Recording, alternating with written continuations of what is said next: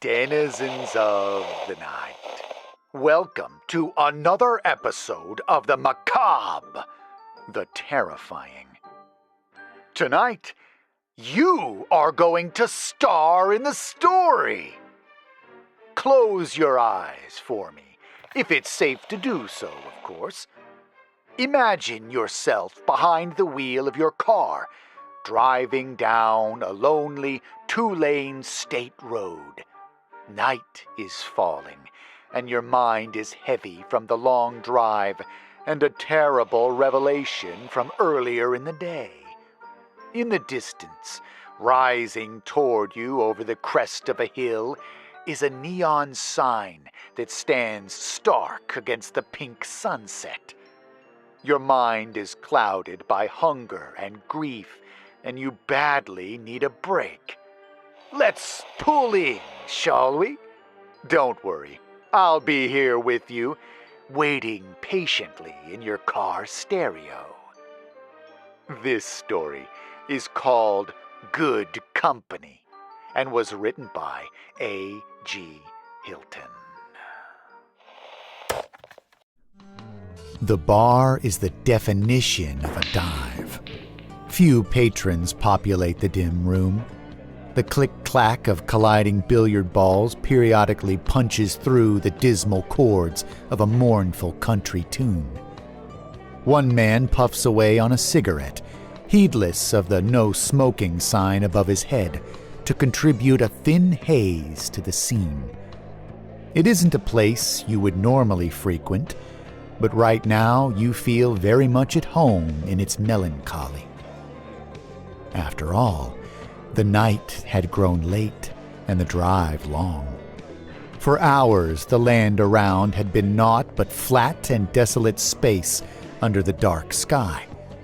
And when the dull neon signs of the little bar and the neighboring motel emerged from the barren landscape, they seemed like a small consolation, a little trailer trash haven.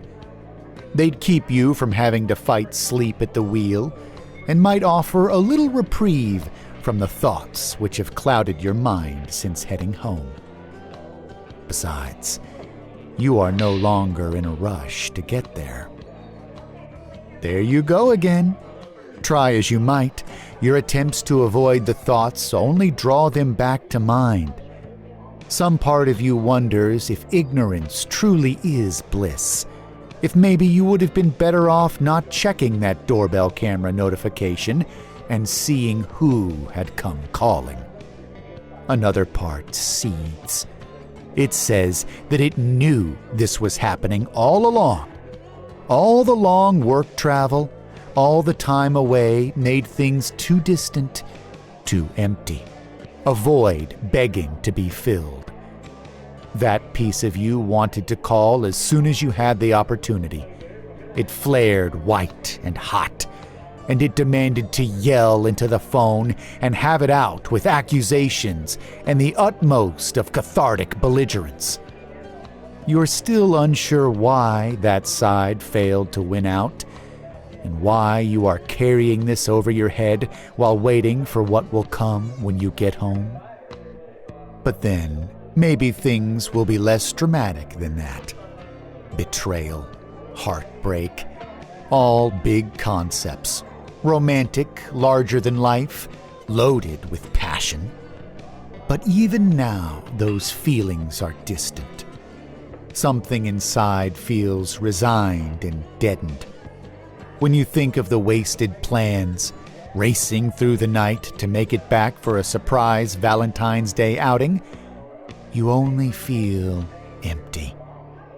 You've already texted some bullshit about being stranded and delayed, and the deception did not bother you in the least. You are the only one sitting at the bar, and your train of thought seems to have been picked up by the barkeep. He places another bottle in front of you unprompted and continues about his business. The bottle is half finished when a commotion from outside cuts through the docile haze within the bar. A slammed car door, some shouting. The other patrons turn their eyes briefly to the door and then carry on just as quickly. You have just put the noises out of mind when the door swings open. Before you can react, someone is close beside you. They take your arm and whisper, "Play along, please." The soft breath at your ear sends a shock of goose flesh along the base of your neck, but the sensation is not unpleasant. You turn and take in the newcomer. Red hair falls along the shoulders of a sleek leather jacket. Green eyes as keen as a cat's stare into your own. An impulse, brief but flaring, tells you to disengage from the stranger. But this is quickly swept aside as a hand slips onto your thigh. "Follow my lead," she reiterates with a light squeeze. Before you can speak, the small bell above the door jingles again. A clomping of boots crosses the wooden floor, and a shadow falls across your back. You turn to find the soft glow of the bar's interior cut off by a looming silhouette. Uneasy silence fills the little room. The clacking of billiards pauses. The smoker drops his cigarette into his glass and makes for the door. Suddenly, it seems the barkeep is nowhere to be found. "What's going on here?" says the shadow. The voice comes gruff and low. It puts you in mind of a dog's growl as the details of this newcomer become clear. He stands a good head above your own height, dark hair pulled back into a ponytail from an angular, wolfish face. "No concern of yours," the woman puts in. She slides closer to you. "Ain't nothing about me a concern of yours now. He'll tell you as much, ain't that right?" Both of them look at you. Your mind races to catch up with circumstances as your mouth goes dry. Still, you manage a rote, "Hey, let's take it easy." The man focuses on you, sizing you up. You expect to see fury in his eyes, but he's grinning. "Take it easy, huh? Sure, we'll take it easy." Then to the woman, "Quit playing around and come on." "I think I'll stay with my new friend," she says. That's so." Another squeeze on your thigh, and something wells up within you. Maybe it's the drinks going to your head. Maybe it's the simple feeling of being wanted. But suddenly, the fear wanes. You find yourself standing to face the man. "If she wants to stay, she can stay. Is there some problem?" The feeling ebbs as soon as the words leave your lips. Your eye darts to the man's hands, expecting balled fists to come your way. But those hands hang relaxed, and, more perplexing, that smile hasn't waned. For a moment, the man stands there like that, and you start to think his smile might somehow be worse than the expected indignation. "You know what?" he says. "Have it your way, friend. I'll be seeing you." Then he's gone. After a beat, the few remaining patrons seem to come back to life. The clacking of billiards resumes. "You did great," the woman says, as you sit back down, feeling like you've dodged a bullet. "Boyfriend or something?" you ask. "Something like that. Buy me a drink and I'll tell you all about it." You flag down the barman, who has reappeared but still seems uneasy. After he takes her order, you ask for a name. The woman only smiles. Why bring names into it? Fair enough. What were you expecting? This is a stranger, and one in the middle of some trouble, as it seems. Still, you press on, asking about the man. After all, she offered to talk if you got her a drink, and she's easy to talk to. A part of you twinges with guilt thinking of your partner at home. But what the hell? As far as you're concerned, that bridge has been burned. Besides, it's just talk. So, you let her talk on. You like listening. She's good company. She tells you that the two of them spend a lot of time on the roads. Apparently, the guy has some sweet car he takes to shows. She tells you about how they would tear up the countrysides in that thing, racing up and down from these desert highways to the sunny western coast and back to mountain passes in the Appalachians. You can't get a read on her. Despite the incident earlier, she seems almost wistful talking about it. But then again, maybe your judgment is off. You look to yet another empty bottle before you on the bar and try to remember what number it is. But before the calculation can start, she calls for yet another round. Again, what the hell? Life's too short. And to be honest, you're feeling pretty grand. You try to ask more pointed questions. What do you do for work? Where are you from? But she insists it's all a bore. Besides, I'm tired of talking about me, she says. Tell me about you. Seem a little far from home yourself, if you don't mind me saying. And you don't mind. Vaguely, it strikes you that your speech is more slurred than you had thought. But this doesn't stop the sudden torrent of words. In a few moments, you've spilled your guts. The affair, the betrayal, all of it comes practically vomiting out there on the bar top. You fear you've said too much to this stranger, but her words are only encouraging. They console you. They affirm. But more than anything, they stir that red-hot burst which you had thought you had contained. She says you ought to let it out. When your phone is in your hand and the number dialed, you give it no thought.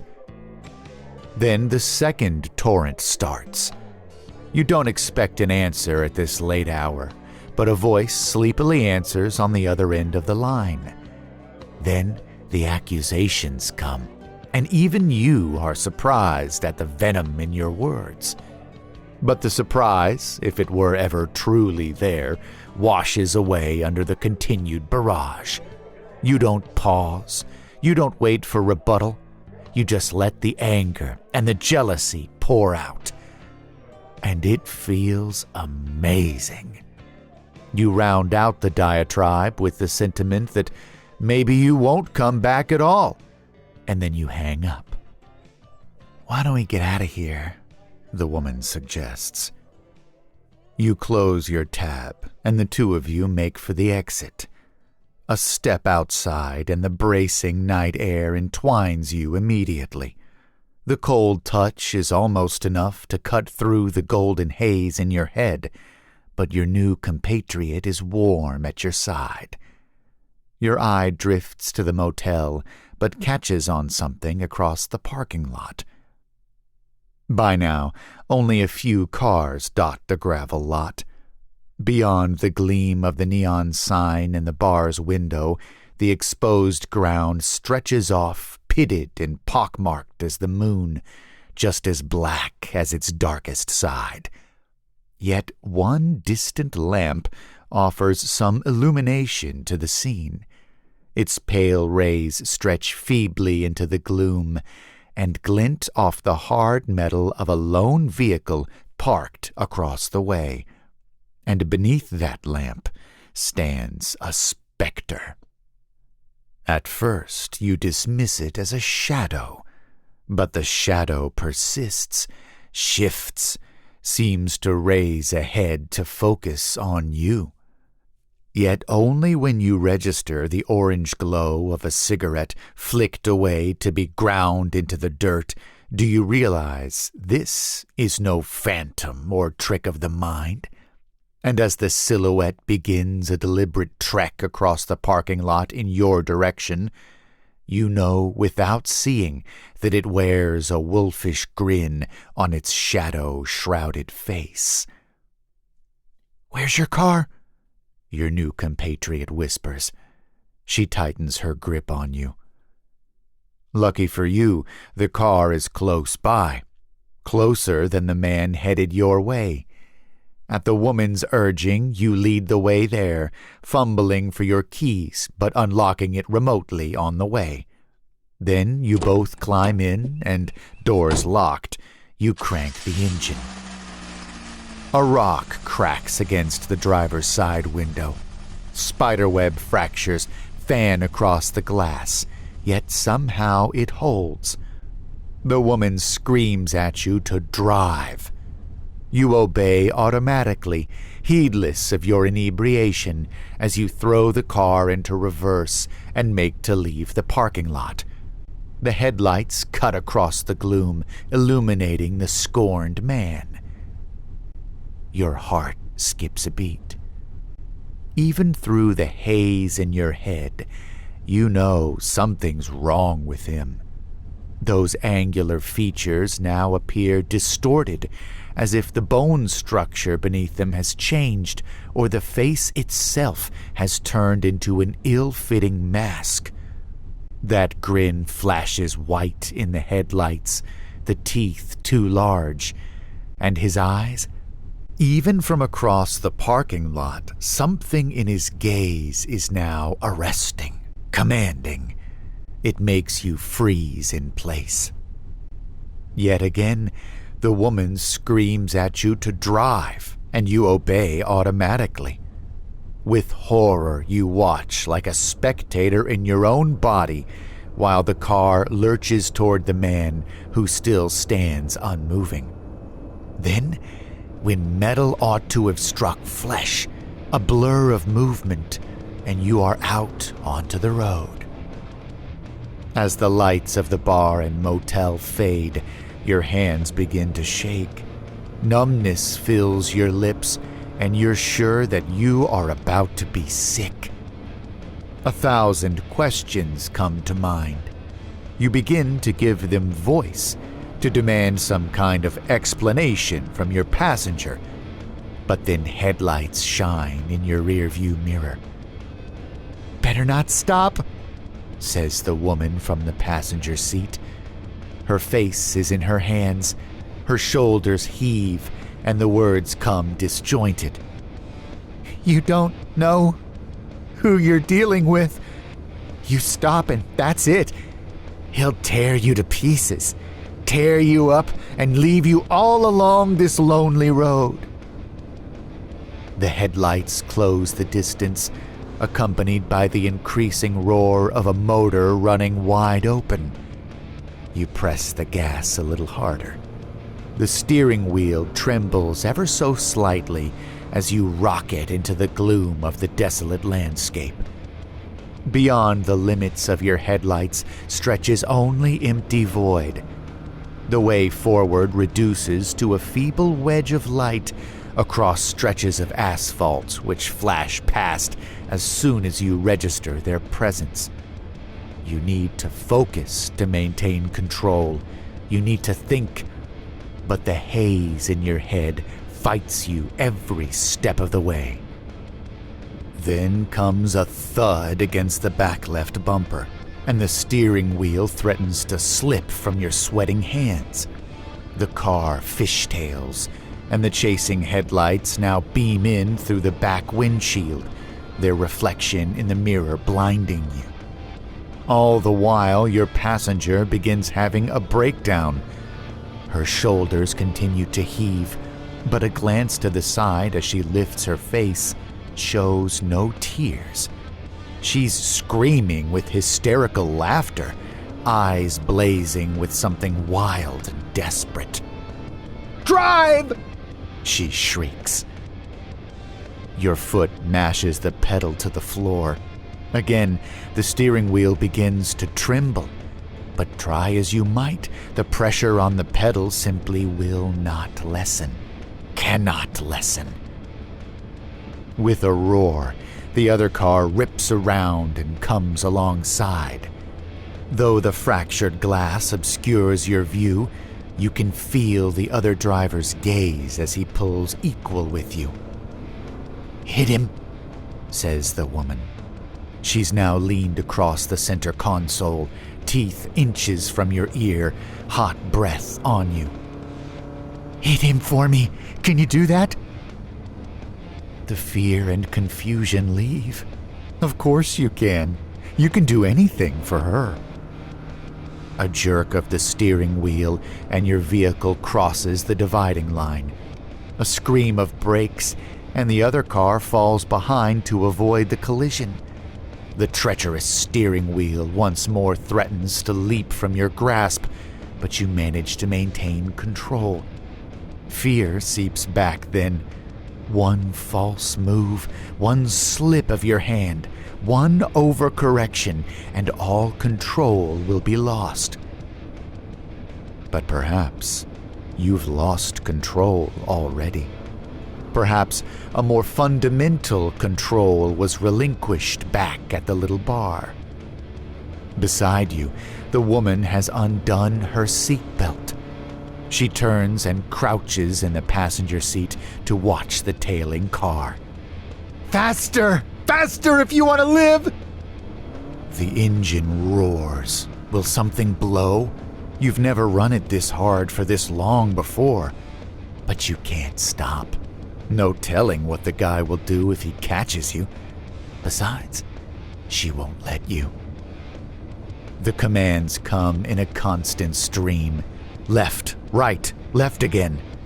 You weave back and forth, cutting off attempts by the pursuer to overtake you. And all the while, you somehow push on, faster and faster. The steering wheel vibrates in your hands. You can't keep this up. You can't... Too late. A screeching and a crunch of metal. The world wheels about, showered in shattered glass. Then darkness.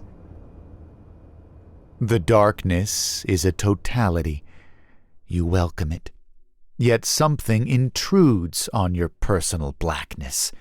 A pulsing, dull yellow beats against your closed eyelids. You try to ward it off. Just 5 more minutes.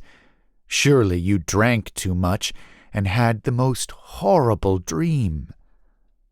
But then the pain begins creeping in and the truth reasserts itself.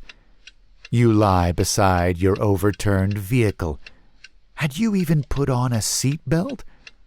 The car's turn signal blinks mindlessly in your face. An impotent cry comes to your lips, but passes them only as a wheeze. Your chest sits heavy with agony. No doubt the bones splintered and collapsed onto your laboring lungs. Blood runs warm down from your scalp. A copper taste fills your mouth. Yet strangest of all is what you don't feel. Your eyes drift down to the twisted ruin of your legs. Another cry tries to rise, but again only a hissed wheeze emerges. Agony ought to be pulsing through those twisted bones. You try to give your limbs a command. Even in their shattered state, being able to move them seems a small victory. But they lie as inert as dead flesh. Only then do you see your passenger. She too has been thrown from the wreckage at some distance. A twisted human form, she now lies with those green eyes staring upward sightlessly.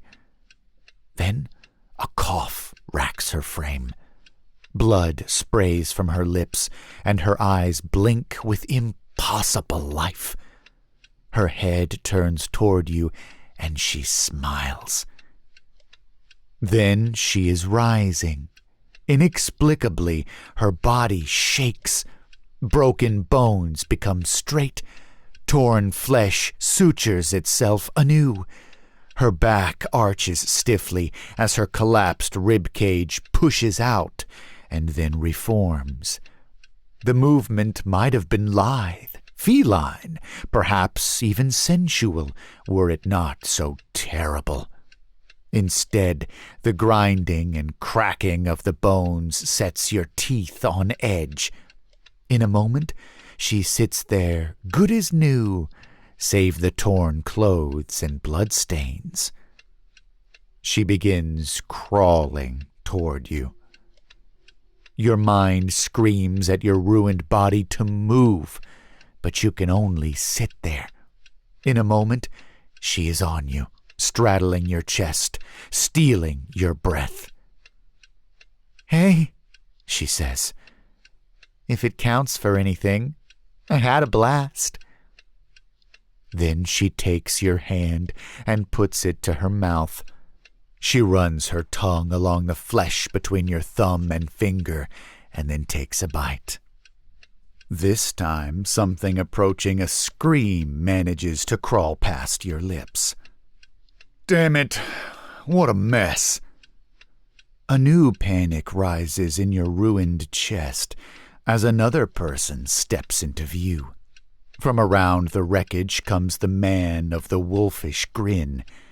Only now, he isn't smiling, but looking about, hands on hips, as if he just walked into a messy child's playroom. The woman leaps up and runs to him. She kisses him and smears blood from her mouth to his. "Hey, but that was fun, right?" she says.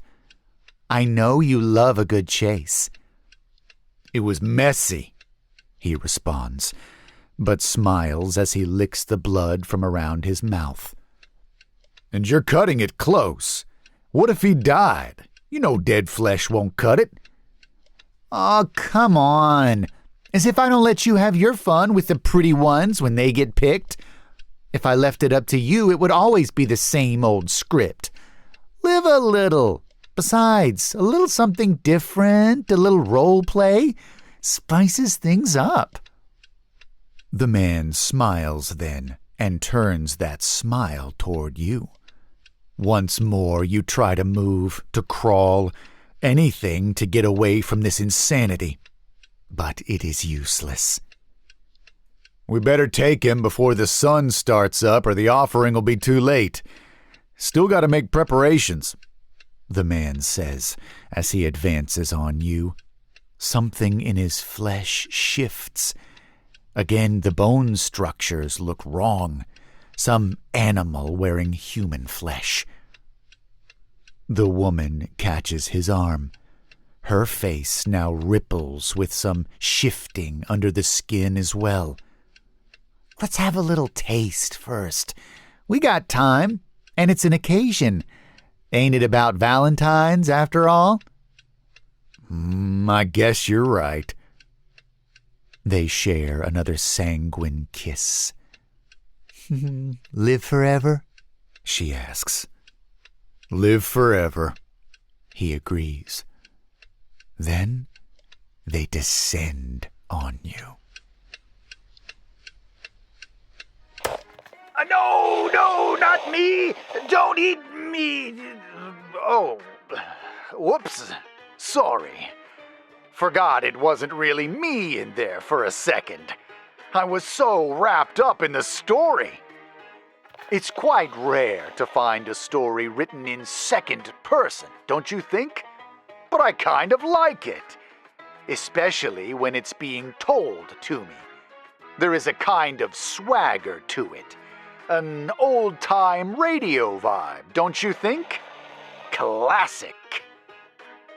If you enjoyed this story, please check out our playlist of A.G. Hilton's stories, where you can hear plenty more like it. Please also leave me a comment with your thoughts. I always enjoy reading them. Whatever you do, let the right one in, and don't fall asleep.